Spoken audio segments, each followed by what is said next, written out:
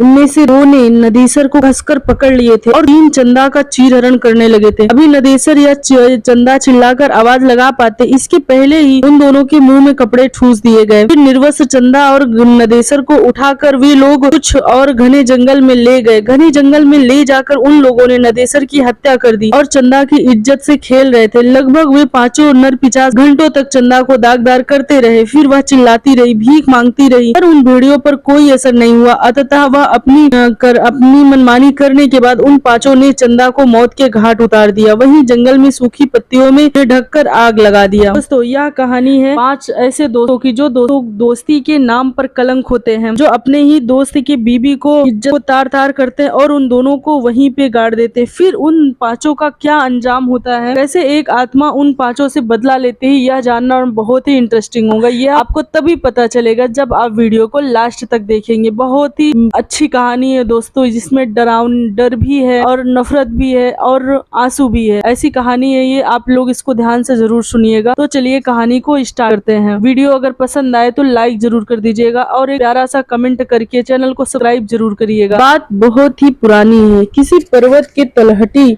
में शमशेदपुर नाम का एक बहुत ही रमणीय गांव था। इस गांव के मुखिया रमेश काका थे।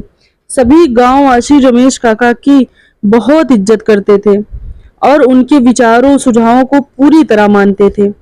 रमेश काका की एक संतान थी जिसका नाम चंदा था।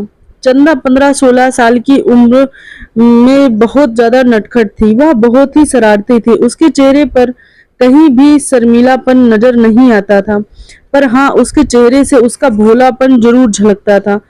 उस समय हर माँ बाप की बस एक ख्वाहिश होती है कि उनकी लड़की को अच्छा घर वर मिल जाए और वह अपने ससुराल में खुश रहे। रमेश काका भी चंदा के लिए आसपास के गांवों में वर देखने जाना शुरू कर दिए। एक बार पास के एक गांव में के मुखिया मित्र ने कहा कि उनकी नजर में एक लड़का है, अगर आप तैयार हो तो मैं बात चलाऊं। रमेश काका के हाँ करते ही उनके मुखिया मित्र की अगुवाई में चंदा का विवाह तय हो गया। का पति नदेसर उस समय कोलकाता में कुछ काम करता था। नदेसर देखने में बहुत ही सीधा साधा और सुंदर युवक था। वह रमेश काका को पूरी तरह से भा गया था और खैर शादी हुई और रमेश काका के आंखें नम चंदा को विदा किया, नम आंखों से चंदा को विदा किया। कुछ ही दिनों में चंदा अपने ससुराल में सबकी प्रिय हो चुकी थी। 1-2 महीना चंदा के साथ बिताने के बाद नदेसर भारी मन से कोलकाता की राह पर निकल पड़ा। चंदा ने नदेसर को समझाया कि कमाना भी जरूरी है और 5-6 महीने की ही तो बात है।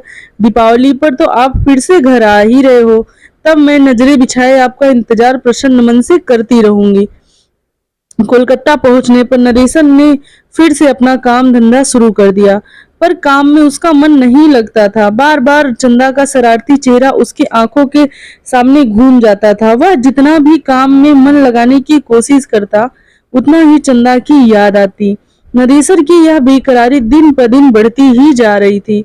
उसने अपने मित्र को दिल की बात, अपने साथ काम करने वाले 5 मित्रों को अपने दिल की बात बताई। ये 5 उसके अच्छे मित्र थे। नदेसर दिन रात अपने इन 5 दोस्तों से चंदा की खूबसूरती और उसके शरारतीपन का बखान करता रहता था। 5 मित्र चंदा के बारे में सुनकर उसकी खूबसूरती की एक छवि अपने मन में बना लिए थे और वह बार बार नदेसर से कहते कि भाभी से कब मिलवा रहे हो। नदेसर कहता कि मैं तो खुद ही उससे मिलने के लिए बेकरार हूँ, पर समझ नहीं पा रहा हूँ कि कैसे मिलूं। खैर, अब नदेसर के 5 दोस्तों के दिमाग में जो एक भयानक घिनौनी खिचड़ी पकनी शुरू हो गई थी, उससे नदेसर पूरी तरह अनजान था। उसके 5 दोस्तों ने एक दिन नदेसर से कहा कि यार, भाभी को यहीं ले आओ, कुछ दिन रहेगी, कोलकाता भी घूम लेगी और उसको बहुत अच्छा लगेगा। फिर 1-2 हफ्ते में उसे वापस छोड़ आना। पर नदेसर अपने बूढ़े माँ बाप को याद करके कहता, नहीं यारो, मैं ऐसा नहीं कर सकता हूँ। मेरी अम्मा और बाबू की देखभाल के लिए गांव में चंदा के अलावा कोई और नहीं है। कुछ दिन बीते, पर ये बीतते ही दिन नदेसर की बेकरारी और भी बढ़ती जा रही थी। अब तो नदेसर का काम में एकदम मन नहीं लग रहा था। उसे बस गांव दिखाई दे रहा था। एक दिन रात को नदेसर की पांचों दोस्तों ने नदेसर से कहा कि चलो हम लोग तुम्हारे गांव चलते हैं। नदेसर अभी कुछ समझ पाता या कह पाता तब तक उसके उन 5 दोस्तों में से निकेश नाम का एक दोस्त ने कहा, यार टेंशन मत ले, कह देना अभी काम की मंदी चल रही है इसलिए गांव आ गया हूँ, और साथ ही इसी बहाने हम मित्र लोग भी तुम्हारा गांव देख लेंगे और भाभी के साथ ही तुम्हारे माता पिता से भी मिल लेंगे, क्योंकि हम लोगों का तो गांव भी नहीं है, इसी कोलकाता में पैदा हुए और कोलकाता में ही अपना घर बना लिए हैं। हम लोग भी चाहते हैं कुछ दिन गांव की आबो हवा का आनंद ले।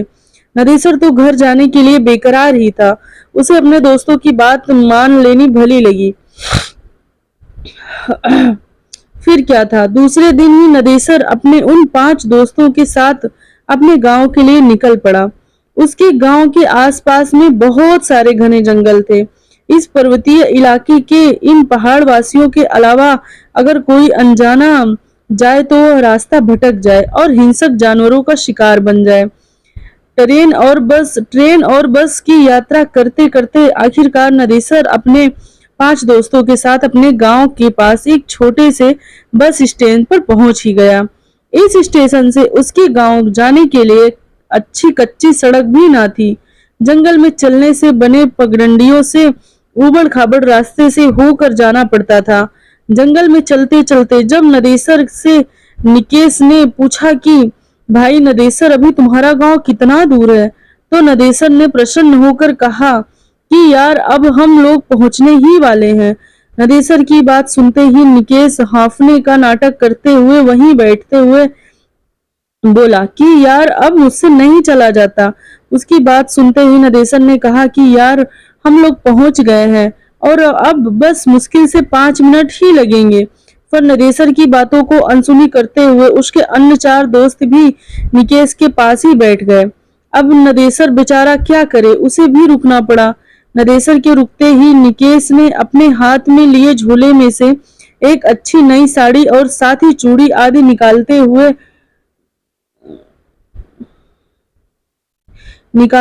कहा कि यार दोस्त नदेसर हम लोग भाभी से पहली बार मिलने वाले हैं, इसलिए उसके लिए कुछ उपहार लाए हैं। उसकी बात सुनते ही नदेसर ने कहा कि यारो इसी की क्या जरूरत थी, पर निकेश ने हंसकर कहा कि जरूरत थी भाई, हमारी भी तो भाभी है, हम भी पहली बार उससे मिलने जा रहे हैं तो बिना कुछ दिए कैसे रह सकते हैं, ऐसे खाली हाथ नहीं अच्छा लगता। इसके बाद निकेश ने कुटिल मुस्कान चेहरे पर लाते हुए नदेसर से कहा कि यार नदेसर क्यों ना भाभी को सरप्राइज दिया जाए। एक काम करो, तुम घर जाओ और बिना किसी को बताए भाभी को घुमाने के बहाने यहाँ ले आओ। हम लोग भी भाभी का यहाँ यह सब उपहार दे देंगे और उसके बाद फिर तुम दोनों के साथ तुम्हारे घर चलेंगे। बोला नदेसर हाँ में हाँ मिलाते हुए तेज कदमों से घर की ओर गया और लगभग 30 से 40 मिनट बाद चंदा को लेकर दोस्तों के पास वापस आ गया। फिर क्या था, चंदा ने से वे 5 दोस्त एकदम से अपने भाभी की तरह मिले। चंदा को भी बहुत अच्छा लगा। उसके बाद जब चंदा ने उन्हें घर चलने के लिए कहा तो अचानक उनके तेवर थोड़े से बदले नजर आए। निकेश और नदेसर के अन्य 4 दोस्त चंदा और नदेसर के पास पूरी सख्ती से खड़े हो गए थे। चंदा और नदेसर कुछ समझ पाते इससे पहले ही निकेश ने दांत भींचते हुए तेज आवाज में नदेसर से कहा कि साले मैं अपनी बहन की शादी तुमसे कराना चाहता था, पर तुम बिना बताए गांव आकर अपनी शादी कर लिए। उसकी बात सुनकर नदेसर ने भोलेपन से कहा कि निकेश भाई, आपने तो कभी हमसे अपनी बहन की शादी के बारे में बात भी नहीं की थी, और जब मैं घर आया तो यहाँ माँ बाबू ने शादी करा दिया। भला मैं उन्हें कैसे मना कर सकता था। पर नदेसर की इन भोली बातों को उन 5 दैत्यों पर कोई असर नहीं हुआ। उनमें से 2 ने नदेसर को कसकर पकड़ लिए थे और 3 चंदा का चीरहरण करने लगे थे। अभी नदेसर या चंदा चिल्लाकर आवाज लगा पाते इससे पहले ही उन दोनों के मुंह में कपड़ा ठूस दिए। फिर निर्वस्त्र चंदा और नदेसर को उठाकर वे लोग कुछ दूर घने जंगल में ले गए। घने जंगल में ले जाकर उन लोगों ने नदेसर की हत्या कर दी और चंदा की इज्जत से खेल बैठे। लगभग वे पांचों नर 50 घंटों तक चंदा को दागदार करते रहे। वह चिल्लाती रही, भीख मांगती रही, पर उन भेड़ियों पर कोई असर नहीं हुआ। अतः उन्होंने अपनी वाली करने के बाद उन पांचों ने चंदा को भी मौत के घाट उतार दिया। वहीं जंगल में सूखी पत्तियों में उन्हें ढककर आग लगा दिया। आग लगाने के बाद ये पांचों दोस्त जिधर से आए थे उधर को भाग निकले। जंगल जलने लगा और जलने लगा चंदा और नदेसर का जिस्म। सब कुछ स्वाहा हो गया था। इस आग से आसपास के गांव वालों को कुछ भी लेना देना नहीं था, क्योंकि जंगल में आग लगना कोई बहुत बड़ी बात नहीं। अपनी लंठई में जंगल में आग लगा दिया करता था। धीरे धीरे समय बीतने लगा। रात तक जब चंदा और नदेसर घर नहीं आए तो नदेसर के पिताजी ने नदेसर के न आने पर चंदा को ले जाने कर बात अपने पड़ोसियों को बताई। उस रात को नदेसर और उनके कुछ रमेश काका और उनके कुछ पड़ोसी मसाल लेकर चंदा और नदेसर को खोजने निकल पड़े। काफी खोजबीन के बाद भी इन दोनों का पता नहीं चला। दूसरे दिन सुबह पुलिस में खबर दी गई और पुलिस भी क्या करती, थोड़ा बहुत छानबीन की, पर उन दोनों का कोई पता नहीं लगा। अब नदेसर की माँ बाप और गांव वालों को लगने लगा था कि नदेसर अपनी बहुरिया को लेकर बिना बताए कोलकाता चला गया है। शायद उसे डर था कि अगर बाबू को बताकर ले जाएंगे तो वो नहीं जाने देंगे।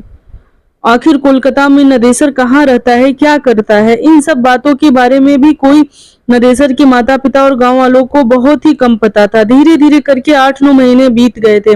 अब नदेसर के माता पिता बिना नदेसर और चंदा के जीना सीख गए थे। इधर कोलकाता में एक दिन अचानक निकेश के घर पर कोहराम मच गया। हुआ यह था कि किसी ने बहुत ही बेरहमी से उसके गुप्तांग को दांतों से काट खाया था। उसके शरीर पर जगह जगह भयानक दांतों के निशान भी पड़े थे और वह इस दुनिया को विदा कर गया था। पुलिस के पूछताछ में उसके घर वालों ने बताया कि पिछले 1 महीने से निकेश का किसी लड़की के साथ चक्कर चल रहा था। वे दोनों बराबर एक दूसरे से मिलते थे और लड़की कौन थी, कैसी थी, किसी ने नहीं देखा था। पर इसी दौरान पुलिस को निकेश की बहन से एक अजीब और डरावनी बात पता चली। निकेश की बहन ने बताया कि एक दिन जब निकेश घर से निकला तो वह पीछे पीछे हो ली थी। निकेश बस्ती से निकलकर एक सुनसान रास्ते में बनी एक पुलिया पर बैठ गया था। वहां से लगभग 20 मीटर की दूरी पर एक बिजली के खंभे की आड़ में खड़े होकर मैं उस पर नजर रख रही थी। मुझे बहुत ही अजीब लगा, क्योंकि ऐसा लग रहा था निकेश किसी से बात कर रहा था, पर किसी को पुचकार रहा था, पर वहां तो निकेश के अलावा कोई नहीं था। फिर मुझे लगा कि कहीं निकेश भाई पागल तो नहीं हो गए हैं। अभी मैं यह सोच ही रही थी, तभी एक भयानक काली छाया मेरे पास आकर खड़ी हो गई। वह छाया बहुत ही भयानक थी, पर छाया को तो फिर छाया किसकी या समझ में नहीं आ रहा था। मैं पूरी तरह से डर गई। फिर अचानक वह छाया अट्टहास करने लगी और चिल्लाई, अब तेरा भाई नहीं बचेगा। नोचा था ना मुझे, मैं भी उसे नोच नोच कर खा जाऊंगी। और हाँ, एक बात तू याद रख, अगर यह बात किसी को बताई तो मैं तेरे पूरे घर को बर्बाद कर दूंगी। इतना कहते ही निकेश की बहन सुबक सुबक कर रोने लगी। इतना सुनते ही पुलिस और आसपास के जुटे लोग सकते में आ गए और पूरी तरह से डर भी गए, क्योंकि निकेश का जो हाल हुआ था वह यह बयां कर रहा था कि इसके साथ जो हुआ है वह उन तीनों के साथ, चारों के साथ भी होगा। अभी तो यह भूत प्रेत ने ही किया होगा। यह कहानी यही समाप्त होती है।